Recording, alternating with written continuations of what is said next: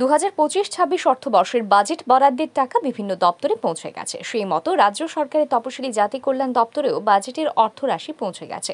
এই বাজেট বরাদ্দ বাস্তবায়নে পরিকল্পনা গ্রহণের জন্য বৃহস্পতিবার এই অর্থবর্ষের প্রথম রাজ্যভিত্তিক পর্যালোচনা বৈঠক করল তপশিলি জাতি কল্যাণ দপ্তর।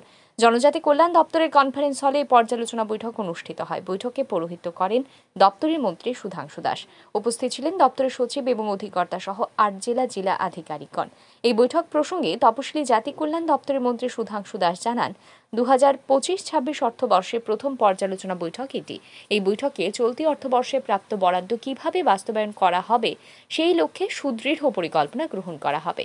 একই সাথে 24-25 অর্থবর্ষের বাজেট বরাদ্দের টাকায় তপশিলি জাতি অংশের জনগণের কতটা সাহায্য সহযোগিতা করা গেছে, কোন কোন জায়গায় কাজে ঘাটতি রয়েছে সেই সম্পর্কেও চুলচেরা বিশ্লেষণ করা হবে বলে জানান মন্ত্রী। তিনি আরও জানান, রাজ্যের তপশিলি জাতিগোষ্ঠীর জনগণের সার্বিক কল্যাণে 100 দিনের পরিকল্পনা গ্রহণ করা হবে। এই 100 দিনের পরিকল্পনা বাস্তবায়ন নিয়েও বৈঠকে বিস্তারিত আলোচনা হবে বলেই জানান মন্ত্রী সুধাংশু দাস।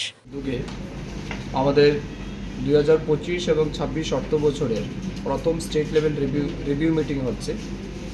এই পর্যালোচনা বৈঠকের মূল উদ্দেশ্য 2025-26 অর্থ বছরে এই দপ্তর যে বাজেট বরাদ্দ করেছে দপ্তরের সার্বিক ডেভেলপমেন্টের ক্ষেত্রে এসসি কমিউনিটির মানুষের জন্য, সেটাকে আমরা কিভাবে বাস্তবায়িত করব তার একটা সুদৃঢ় পরিকল্পনা তৈরি করা।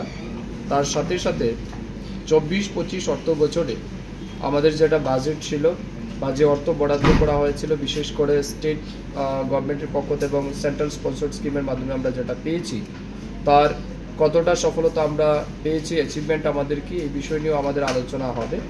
এবং নেক্সট 100 ডেজের একটা আমরা পরিকল্পনা নেব। এসসি ওয়েলফেয়ার ডিপার্টমেন্ট কোন কি ইনিশিয়েটিভ এসসি কমিউনিটির মানুষের জন্য নেবে তার উপর আমাদের আলোচনা হবে। তো আজকের এটাই মূল উদ্দেশ্য রিভিউ মিটিংয়ের, এবং আমরা বিশ্বাস করছি একটা গঠনমূলক এবং ফ্রুটফুল ডিসকাশন এখানে হবে, যা এই রাজ্যের তপশিলি জাতিভুক্ত মানুষের সার্বিক কল্যাণের ক্ষেত্রে সহায়ক হবে। বৈঠকে তপশিলি জাতি কল্যাণ দপ্তরের জেলা আধিকারিকরা 2024-25 অর্থবর্ষের কাজের অগ্রগতির রিপোর্ট তুলে ধরেন। ব্যুরো রিপোর্ট, আর ই নিউজ।